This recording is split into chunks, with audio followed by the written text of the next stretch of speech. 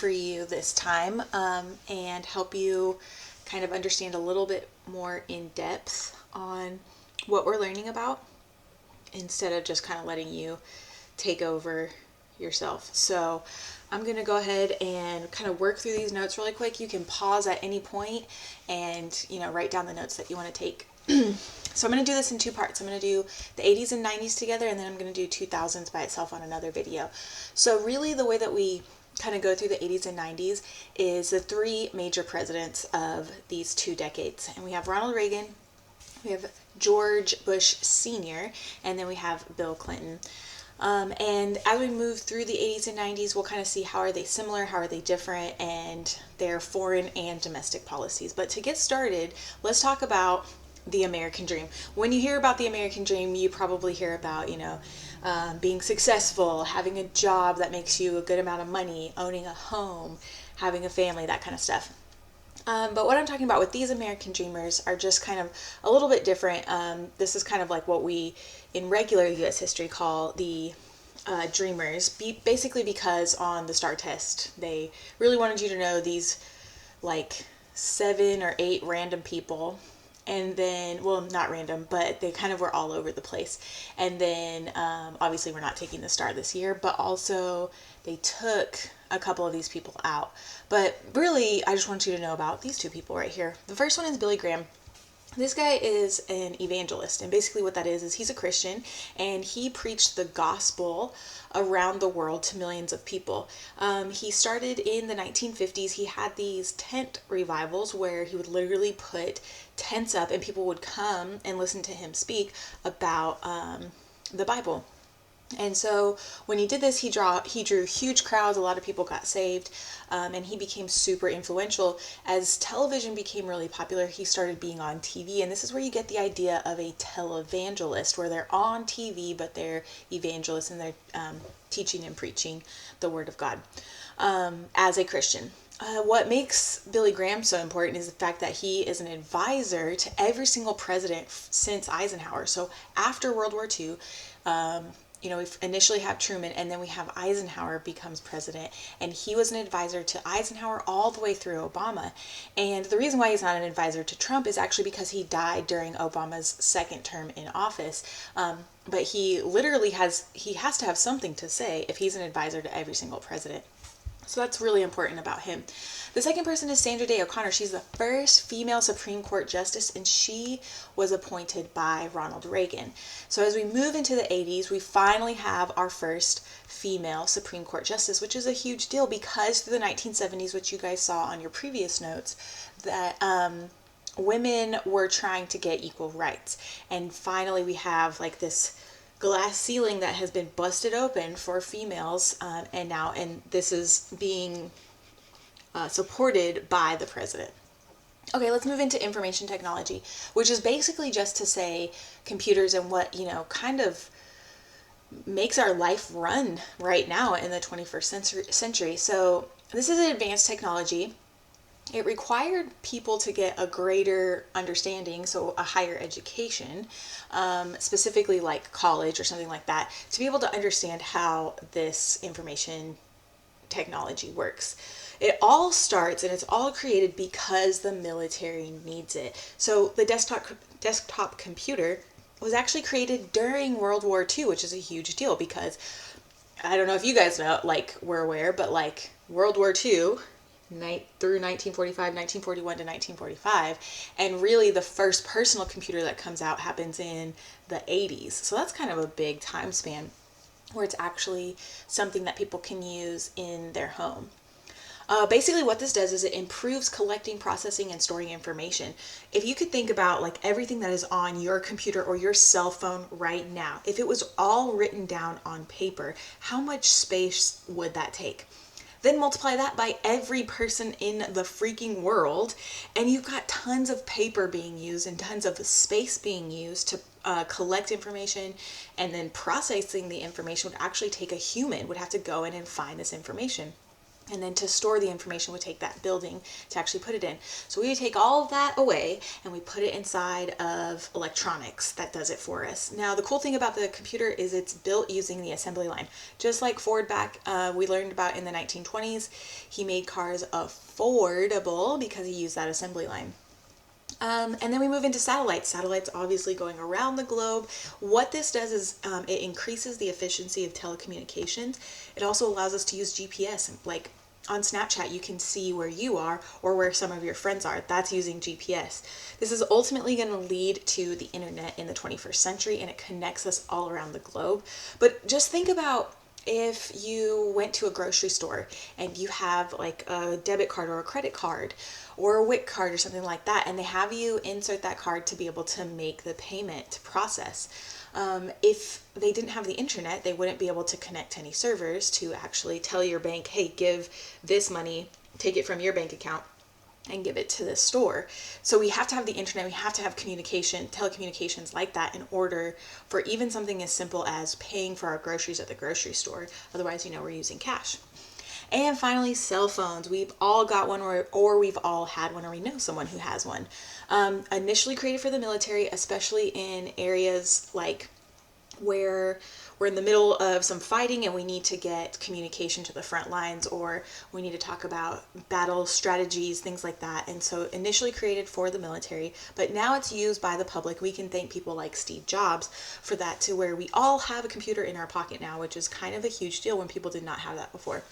Obviously, it's continuing to advance. In fact, I was just watching a movie a couple of days ago called Ad Astra, where the communication device they had was like kind of looked like the size of an iPhone, but a little bit longer and a little skinnier, and it's like totally clear glass, and so you could see the person's hand behind it, but they can watch videos on there, they can see text, all kind of stuff on there, which was kind of cool. And there's a few companies who have actually created prototypes that look like that, so that's neat. Maybe that's where we're headed.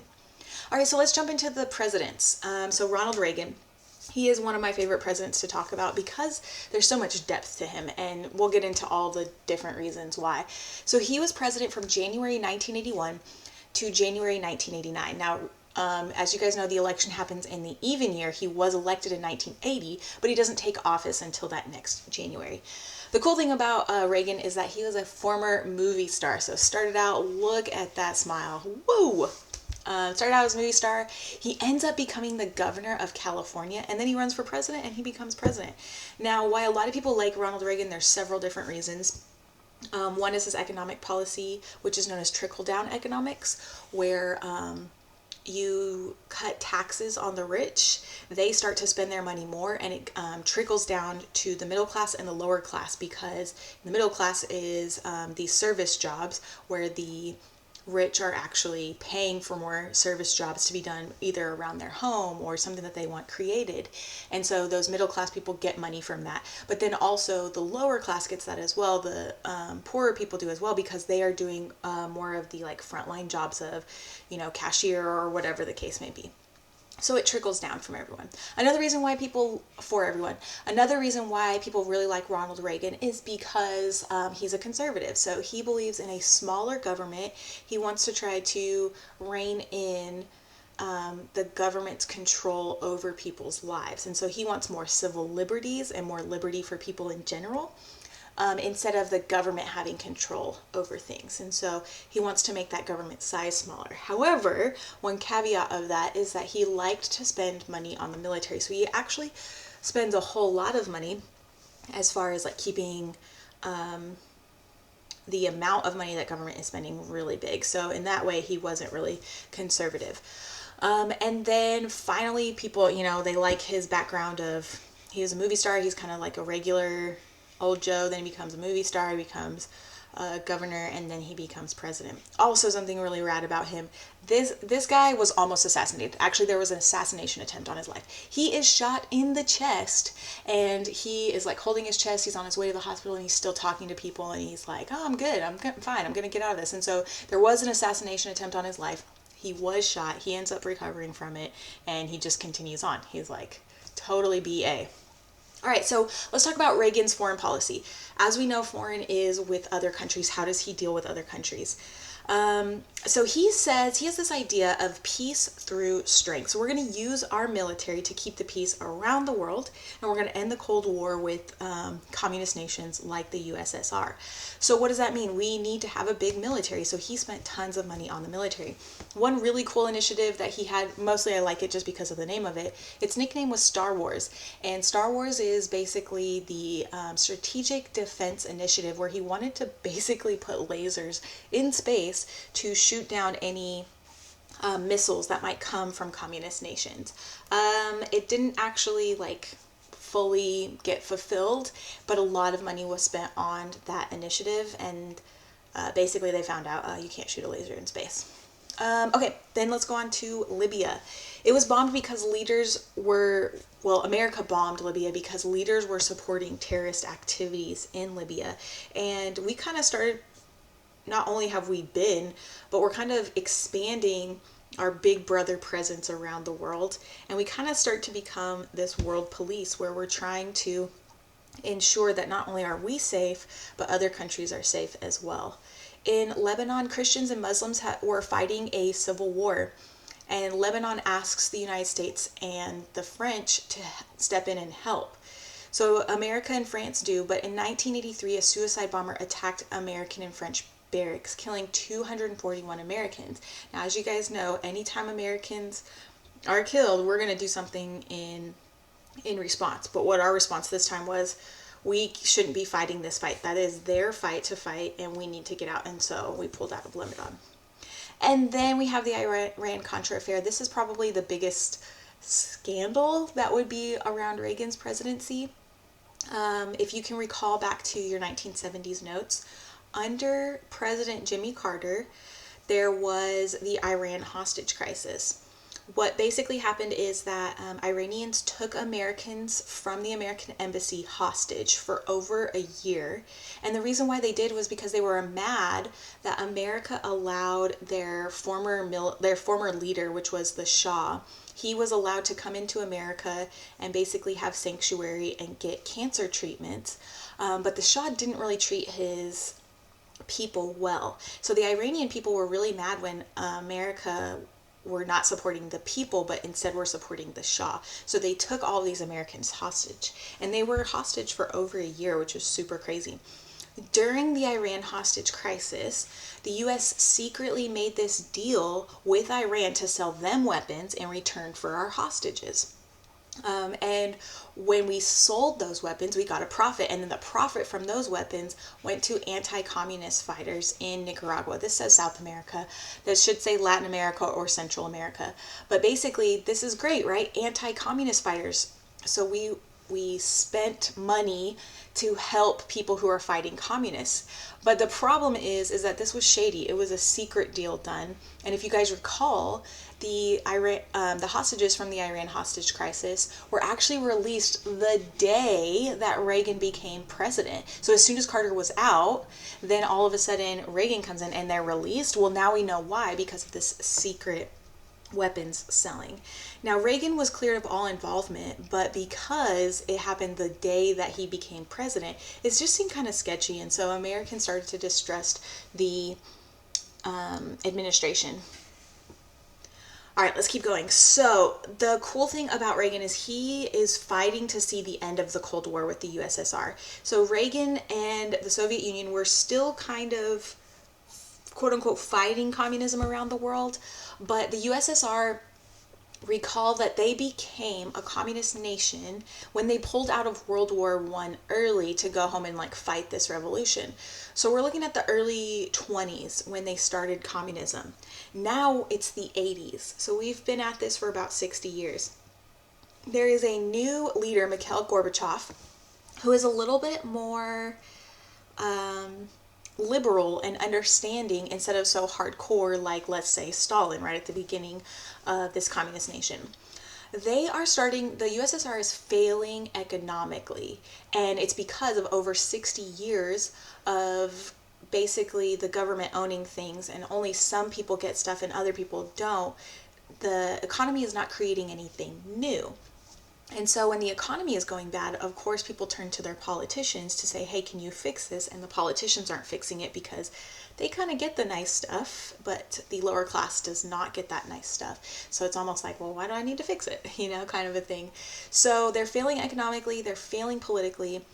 Reagan continues to challenge Gorbachev and just the USSR in general, just like putting pressure on him and his country's economy to try to end the Cold War. And so we see the beginning of the end of Cold War under Reagan, and that's really exciting because not only are we promoting political and economic liberty in Russia specifically, but all of its satellite states. If you guys can recall, after World War II, that Iron Curtain that descended across the continent, all of those countries are part of communism as well.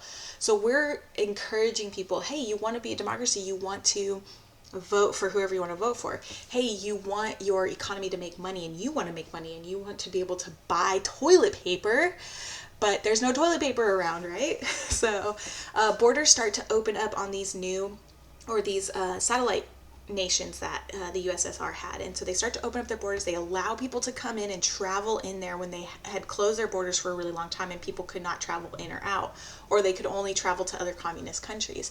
So these borders open up and they start to hear these new ideas and new things like that from other countries and from people coming from other countries. Also, they start to implement free elections. And then the famous Berlin Wall speech that Reagan gives and asks Mikhail Gorbachev to tear down this wall. Now, if you recall, Berlin is the capital of Germany, and it's split into West and East after World War II. And a wall is built around the city, or cut through the city. So half of them are communists and the other half are living, just their regular democracy life. So Reagan implores Gorbachev to tear down this wall, and eventually he's able to give in. Gorbachev does give in, and like I was saying, he's a little bit more understanding, more liberal in his way of doing things rather than the staunch communist way of doing things. And recalling communism, you get what you need, but not what you want. Hopefully you said it with me. Conservatism wins when that wall comes down. That democracy, capitalism, all of that wins when that wall comes down, because now we've overcome communism. The U.S. is also protecting these new countries that want to become a democracy. So all those satellite nations of the USSR, if they want to become a democracy, will help you out. Domestically at home, NASA, still going strong, has created a new type of space shuttle that's supposed to land back on the ground. So as you can see here, we've got the rocket, we've got the 2 boosters that's going to get it all the way up into space and get to the International Space Station. And then when this rocket comes back down, or this shuttle actually comes back down, it's able to land on the ground like an airplane. Like if you just flipped it on its side, you'd be able to see that. In 1986, the Challenger, which was the name of the rocket, launched, and after 2 minutes right after launch, it actually exploded on live national television. It was so sad because not only are all these astronauts who were in there killed, the very first private citizen to go on a rocket to go up to the International Space Station was actually a teacher who was chosen. She also died in the explosion. What's so crazy is that her class was watching that day, and obviously people all over the nation were watching, but it's so sad. If you get an opportunity to kind of look into why did it explode, there's some great YouTube videos out there on why it exploded. But basically it was something really small that failed in flight and caused some stuff to catch on fire, explode, and so on and so forth. It just kind of goes to show that your margin of error when you're creating things like rockets is so small. Like if you do one tiny thing wrong, the entire ship could blow up. And obviously that kind of hits home pretty close to home for me since my husband works at SpaceX, but it also kind of opens up my eyes. Like how many times have I failed in something, and I failed kind of big. If this was a rocket, like people would have died, So, I mean, thankfully I don't have that kind of anxiety ridden part of my job. And my husband doesn't necessarily, he does to an extent, but it's just so crazy. And also, side note, in May, SpaceX is actually going to be launching their very first astronauts. This is a huge deal because SpaceX has never sent astronauts up into the International Space Station. They've only sent resupply missions of like equipment. So in May, for the very first time, they're going to be launching astronauts, and I'll keep you guys up to date on that so you can watch it. It's pretty awesome. Also, under Reagan's administration, there is a new disease called AIDS, or acquired immunodeficiency syndrome. It started on the continent of Africa, and you can get it two ways. It can be genetic from your parents, or you can get it through an infected person through sexual interaction. So in 1994, AIDS actually killed 250,000 Americans. So think back to our Vietnam unit when we talked about how do people escape all these hard things: drugs, sex, and rock and roll. And a lot of people are experimenting with sex, and you see AIDS in males who have had male partners. You can also look this disease up and find out more information if you are interested. Also, before we actually get to the next president, a side note about Reagan: his wife was kind of the forefront of the Just Say No campaign to drugs. And so there's kind of like this war on drugs that starts in the 1980s as well. And that comes after that Vietnam time when we were talking about sex, drugs, and rock and roll, right? So the next thing they're going to start to regulate, make sure is not being overused or misused are drugs. So that's when you see like the Dare car that comes to school, and you just dared to say no to drugs, and so on and so forth. Okay, so let's go into the next president. He's elected in 1988. This is George H.W. Bush. So this is Bush Sr. You probably know George Bush. He was president whenever y'all were born.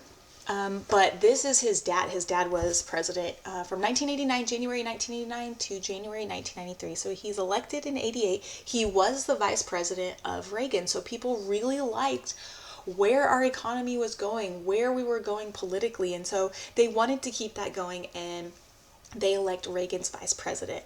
His campaign promise was, I promise I will not raise taxes as we move forward into this new decade. So let's look at his foreign policy. What's going on with other countries? So the Persian Gulf War is actually the war that takes place under Bush Sr., which is how I'll keep referring to him. So Iraq and Iran have been at war for a long time. America supports Iraq because if you remember, the Iran hostage crisis took place, and so we're not supporting Iran, we're going to support Iraq.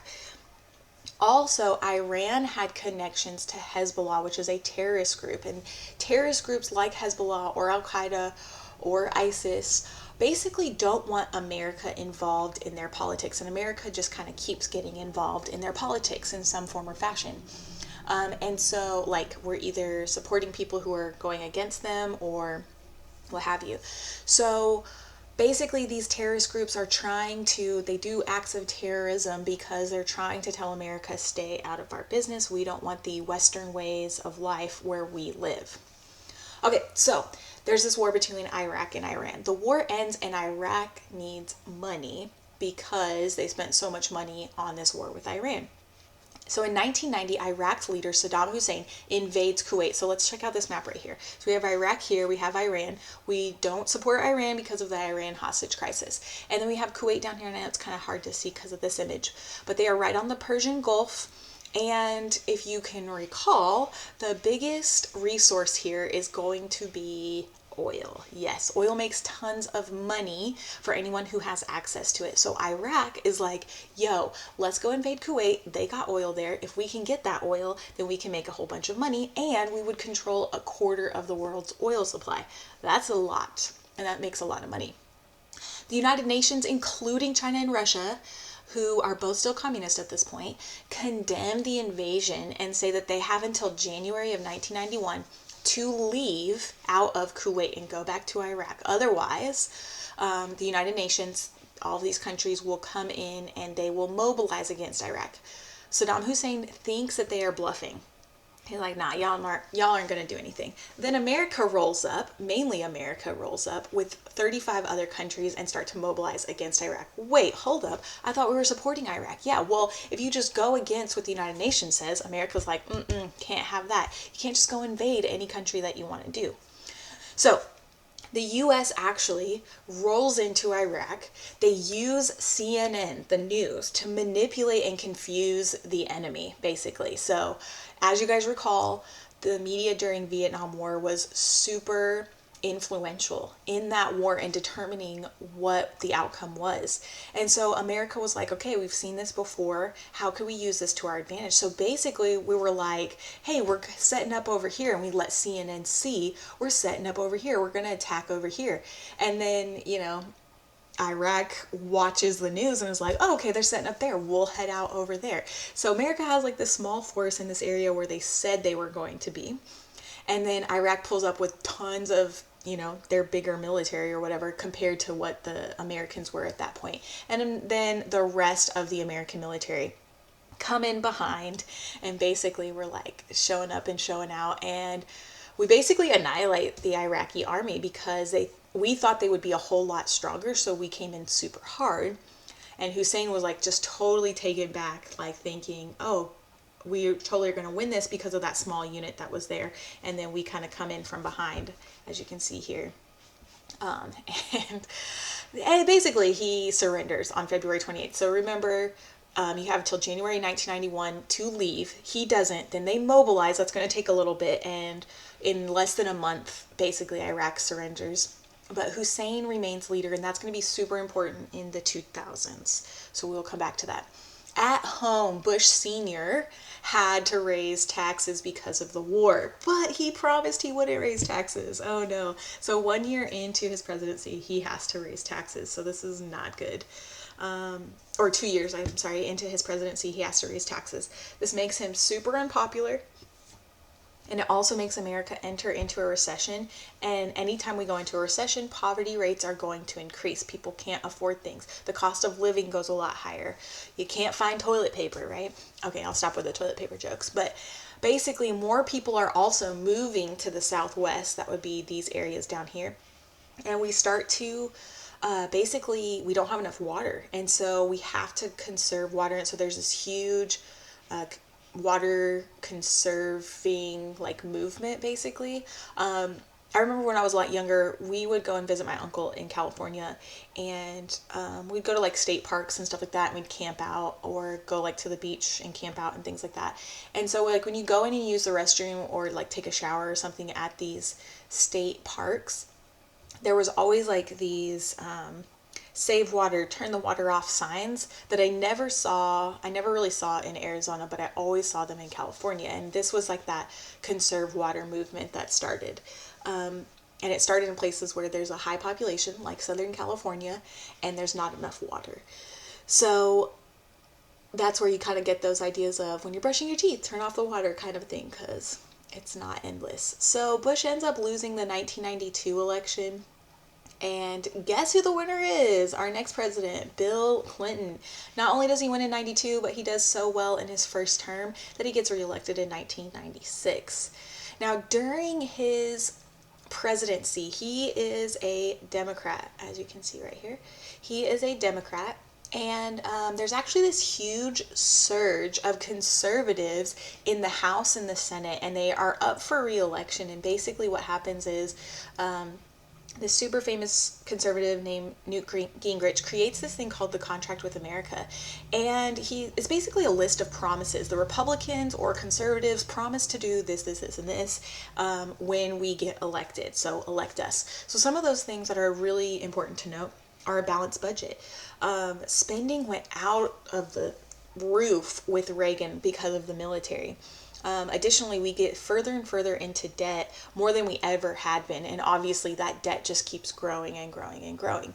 Another big thing he says that he's going to do, or the conservatives will do, they're going to cut taxes for small businesses. This is a really big deal. And we can actually see that playing out right now. If you pay a bunch in taxes as a small business, this actually hurts your overall profit. If you can't be making money, then you're not able to keep your doors open. Now, right now, what does that look like for small businesses? Well, if they were super successful, they've been successful, they didn't have to pay as much in taxes, then right now, while we have this COVID-19 shutdown, they're kind of able to withstand the storm. But any smaller business that did not have that or didn't have enough money might have to close their doors for good. And we just don't know as of right now because we haven't made it through this whole process.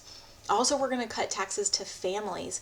If they are paying less in taxes, they're going out and they're spending more money. And recall, under Bush Sr., the economy was in a recession and we need people to spend money. So we don't just need them to spend money on the essentials like, groceries and gas and clothes, but we need them to spend money on other things. That gets money like kind of an injection into our economy. So we want them to spend money on like lawn care or vacations to other places. If they're spending that money, then they're spending extra money and that goes into the economy and starts to boost it.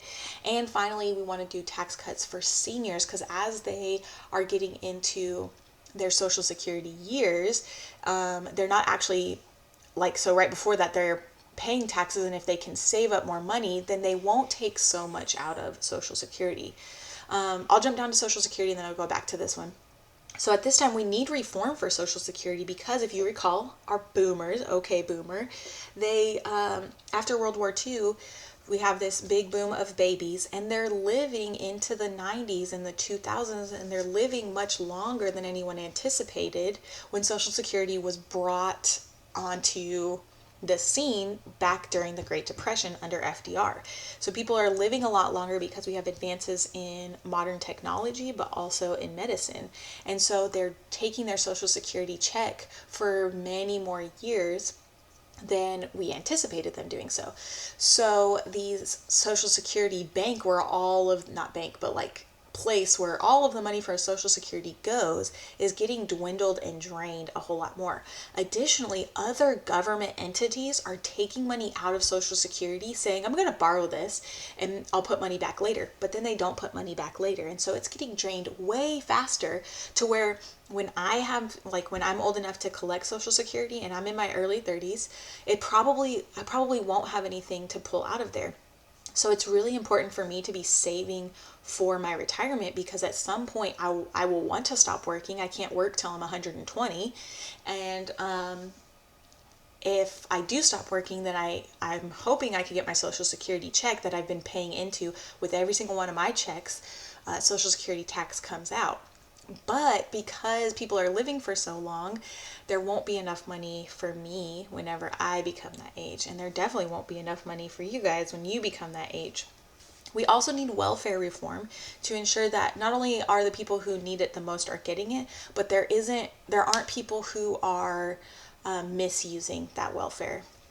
And finally, term limits. Basically, the House and the Senate are saying that representatives and senators should have term limits. That way we're getting new blood, quote unquote, in there more often, and people can get new ideas in there, and we can get new laws passed and so on and so forth. But right now what we're seeing, and this actually did not happen in the 90s, we still have some conservatives who are fighting for these term limits to stop people from being lifetime politicians in the House and the Senate. Now you can go serve in other areas, of course, but you can only do so many terms in the House and the Senate, kind of like the president. He can only do so many terms. And so this didn't actually happen in the 90s, but there are people who are still fighting for it today to get those new ideas kind of surged into our politics. And I would actually agree with this. I think term limits are super smart. If we have them for our president, why wouldn't we have them for the House and the Senate, which create our laws and affect literally all of us? So a whole bunch of Republicans win during these re-elections with Clinton in the White House. So because he is a Democrat, and most of these conservatives are Republicans, they are both going to have to negotiate because, like I was saying, the House and the Senate do create the laws, but the president signs them in. So he could veto every single law they make. And then they keep trying to make laws that he doesn't like. So they're both going to have to negotiate and they're going to have to work together. So let's look at Clinton's foreign policy with nations outside of America. So with Russia, recall that their economy was failing miserably, and in 1991 they have finally denounced communism and they are no longer a communist nation. So what we actually start to do is we provide economic aid to Russia to try to help them out and boost their economy so that people can see under this democracy, under capitalism, they'll actually be able to do a lot more. In Somalia, which is in Africa, a civil war broke out. American casualties, actually we get a whole bunch of American casualties. And so once again, America pulls out because we're like, this is not our fight. The UN can step in instead of us kind of being the world police. And then with Israel. Now recall from the Camp David Accords under Carter, Egypt and Israel have basically been at war since Israel became a nation right after World War II. And so at Camp David, Carter sits down with Egypt and Israel and has them sign this peace treaty, which is super awesome. First time it's happened. Clinton kind of does the same thing, but instead of with Egypt, it's with the Palestinians. So he invites Palestinian and Israeli leaders to Camp David to negotiate peace. They end up signing a peace negotiation. However, we still see a lot of fighting between Palestinians and Israelis today. And the reason why is because after World War II, the winners of World War II, US, British, French, and Russia, they basically say, hey, Israel, you suffered some really terrible things. Or, hey, Jews, you suffered some really terrible things. We're going to go ahead and give you your own country because you haven't had your own country since before Rome. So we'll just give you a piece of land. Your people can go live. We feel so bad about what Hitler did to you during World War II. So we take some of this land from Palestinians who were living there and we just say, you guys have to move out because Jews are moving here and they're going to call it Israel. So the right way to do it? Probably not. What Clinton does is he's going to try to negotiate peace. When I said probably not, I definitely mean definitely not. Okay, in Haiti, which is an island in the Caribbean, there is a new totalitarian leader rising up and persecuting Haitian people. And so a whole bunch of them leave their country and immigrate to the United States as political refugees. They jump in that boat, they head to America, and Clinton allows them to come in without checks and stuff like that because they are political refugees. Continuing on with his foreign policy in the Balkans, which is some of the southern satellite states of the USSR that the USSR controlled. All these countries are no longer communist, and so they're trying to figure out what their country is going to be. And these new lines are drawn, and basically here with these new lines that are drawn, you have these different groups of people that are kind of warring or have always not liked each other. And so there is a threat of genocide for different people groups in the Balkans. And so Clinton negotiates peace talks and he uses NATO, the North Atlantic Treaty Organization, to conduct airstrikes to help end the fighting there in the Balkans and basically set up governments that work for everybody.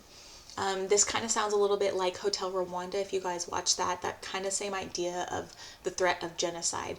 And the UN stepped in there, but instead this time Clinton and NATO step in to help out the Balkans. Because NATO was originally created to fight communism around the world. Now there is no more communism, but these North Atlantic countries are still working together to ensure democracy around the world. And then we move into different terrorist attacks around the world. So terrorism, acts of terrorism usually happen because the group does not want America involved in their life, in their politics, in their economy, and so on and so forth. So like we already mentioned, Hezbollah. Al-Qaeda is another one. ISIS is one that was really big right at the beginning of Trump's presidency and the end of Obama's. In 1993, Al-Qaeda exploded a truck bomb in the garage beneath the World Trade Center. So the 2001 attack on the World Trade Center was not the first one. The first one was in 1993. And as you can see here in the image, it got pretty destroyed. I'm not sure how many people died, but I could look up that number for you guys and let you know. But basically, Al-Qaeda's like, America, stay out of our lives. Like the teenage kid who's like, Dad, you're so embarrassing. Go away. The leader of Al Qaeda is Osama bin Laden, which he is also going to be instrumental in the 9/11 attacks. Basically, they want to end American involvement in Muslim countries. America stop coming in and trying to change us, take over. But America is doing that for very specific reasons. Either somebody has asked them to help, another country has asked them to help, or we see mistreatment. For example, women were not allowed to drive a vehicle in most Muslim countries. Like, you couldn't even drive the vehicle. Not just that you had to have a male in the front seat with you, you couldn't even drive. A lot of times females are not allowed to leave the house without a male escorting them places. And so America's kind of showing up as social justice in a lot of those ways. In 1998, Al Qaeda set off bombs at U.S. embassies all around the world. And then in 2000, they bombed the USS Cole, which is a Navy ship, killing 17 Americans.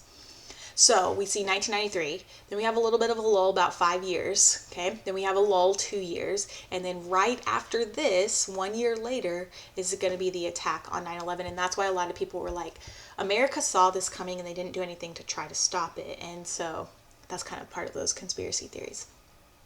All right, let's move into his domestic affairs. What did Clinton do at home?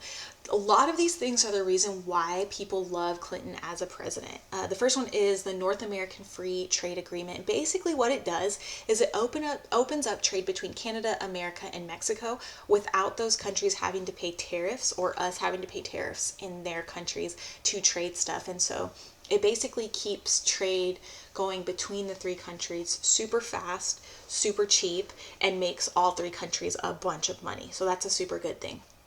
However, Trump has actually gotten rid of the North American Free Trade Agreement. He is in the works of, or he was in the works of creating something new.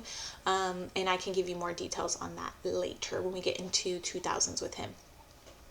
The World Trade Organization replaced GATT, which we learned about right after World War II. The goal with the WTO is to increase the U.S. profits, how much money we are making, but we start to trade with all different kinds of countries, not just democracies around the world, but other kinds of countries as well. And because we're doing that, most countries that are involved with trade end up becoming more democratic anyway, because they see how much money America's making, and let's be honest, money talks, right? So as America's making a bunch of money, they're kind of being an example to these other countries. So as we trade, they're like, oh, well, tell me more about your democracy, kind of a thing. And so we become kind of like this positive influence. And then finally, one of the coolest things, and you've probably experienced this in some form or fashion, is the Family Medical Leave Act, or also known as FMLA. This guaranteed most full-time employees 12 weeks of unpaid leave to care for a new child. So if one of your teachers has been pregnant, or maybe your mom or your aunt or your sister or something like that has gotten pregnant, and then they have the baby and then they take time off of work, sometimes they get paid for like a few weeks. I think with schools it's like 6 or 8 weeks you can get paid, and then you can still take the other 6 or 4 weeks off. You just don't get paid for that time. But also, this isn't just for having a baby. This could also be like an immediate family member, or you are recovering from a serious illness. You can take FMLA. So for example, Miss Argiri from Waco High School, she had to take FMLA time off when she had to do cancer treatments. And thankfully she is totally cancer free and she's back with us. So that's super awesome. Now, the biggest thing that most people remember Clinton for, though, is the scandal that surrounds him, his impeachment process, and the actual trial that took place. So here's the scandal, or the background of it. This famous Texan known as Kenneth Starr, he's investigating the Clintons, both Bill and Hillary, over investments that Clinton made when he was the governor of Arkansas. Now, Starr didn't trust the Clintons at all. He saw some shady stuff with them, and so he's like, you know what, I'm going to do an investigation. He could not find any criminal activity on either of the Clintons. But as memes have told us, there are very questionable things that happen when you have a meeting with the Clintons. In fact, you might end up dead. Ha ha ha, LOL. Anyway, so he was looking for basically anything he could find, and he could not find anything on these investments. So he begins to investigate a relationship that Bill Clinton had with an intern named Monica Lewinsky. Now, basically, as an intern, you guys might be aware of this. As an intern, you are getting you're getting experience in a job so that you can go and have that job later, or you can be like, I was an intern for this, and that makes you look like a super great candidate whenever you're trying to apply for a job somewhere else. So Monica Lewinsky is an intern in the White House. Now, you guys have heard of government shutdowns before, and there was a couple weeks where the government had shut down and Monica Lewinsky was still around the White House. And with her being around the White House, she was still doing her intern stuff. She wasn't getting paid though because the government was shut down. So she's still hanging around, getting people coffee, quote unquote, and her and Bill have an affair. He swears under oath that he did not have an affair with Monica Lewinsky. However, Starr keeps looking and digging, and he finds evidence of the affair. Now, what is the evidence of the affair? Well, Monica, having done whatever she did with the President of the United States, decided, you know what, I'm going to keep this as a souvenir. So she kept her dress that she was wearing at the time. She kept that, and she did not actually wash it. And this evidence was retrieved. So it was actually her dress, and what was found on it was the president's semen. And I don't know about you, but that's pretty gross that she never washed her dress that she was wearing. But hey, maybe it was like a trophy for her. Who knows? So this evidence is found, and so Starr recommends an impeachment. Now, an impeachment, as we know, is not actually taking the president out of office. It's simply putting him on trial. So what did they put him on trial for? Perjury. That's a super big no-no. What is perjury? He lied under oath and said he did not have an affair with Monica Lewinsky. But he was also impeached for obstruction of justice. And by lying, he obstructed justice is basically what they're saying. So basically, the House of Representatives starts the whole impeachment process. The Senate actually puts him on trial. They did not find him guilty of the 3 things that you can be taken out of office for, which were treason, bribery, or high crimes. Now, he did lie under oath, which is not okay. But that is not treason, that's not bribery, and that's not high crimes. So he is acquitted by the Senate. Clinton apologizes. He goes, on TV and apologizes and everything, but it is just kind of this scandal just kind of surrounds his presidency, so you kind of miss all these other good things that he did, like with negotiations of peace and the FMLA and the World Trade Organization, all those things. You kind of overlook those and see mostly just his scandal. Alright, so that is it for the 80s and the 90s. I will do a whole separate video for the 2000s, but at any time, go ahead and push pause on this video. You can, on this video so that you can take your notes however you need to.